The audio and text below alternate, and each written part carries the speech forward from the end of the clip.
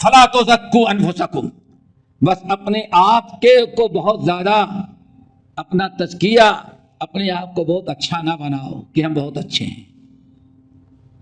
اپنے آپ کو ہوتا ہے نا، نہیں، یہ بڑی اہم تعلیم ہے. اپنے آپ کو، ہاں، اپنا تزکیہ اپنے نفس سے نہ کرو کہ میں بہت اچھا ہوں. فلا تزکوا انفسکم وَهُوَ أَعْلَمُ بِمَنِ اتَّقَىٰ، اللہ بہتر جانتا ہے کہ سب سے زیادہ تقویٰ کس کے دل میں، اللہ بہتر جانتا ہے. جس کو کہتے ہیں فلا تزکو کا سب سے بہترین ترجمہ اپنے محاورے کیا ہوگا؟ اپنے منہ میاں مٹھو نہ بنو.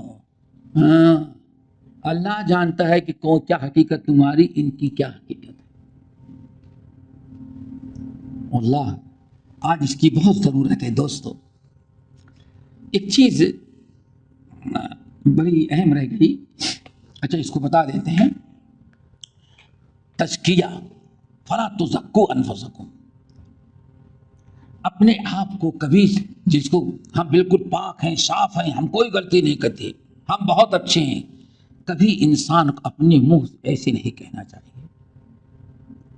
حضرت عائشہ رضی اللہ تعالیٰ قول میں نے کہیں پڑھا تھا، کسی نے ان سے پوچھا تو ام المومنین نے کہا سب سے اچھا وہ ہے جو اپنے آپ کو سب سے برا سمجھتا ہو، اور سب سے برا وہ ہے، سب سے اچھا ہو جو اپنے آپ کو سب سے برا سمجھے، اور سب سے برا کون ہے؟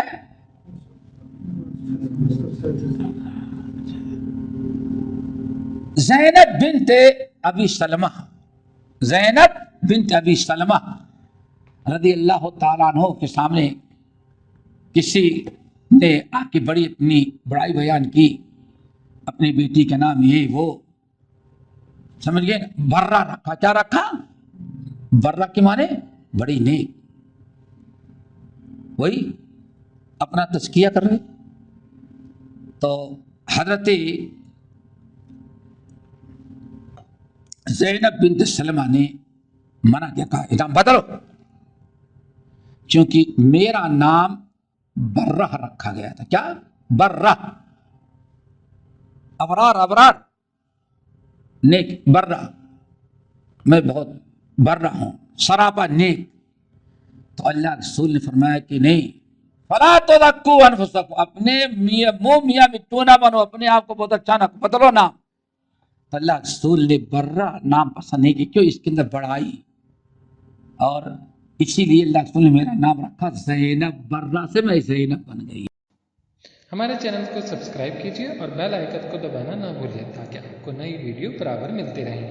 لائک اور شیئر کرنا نہ بھولیے.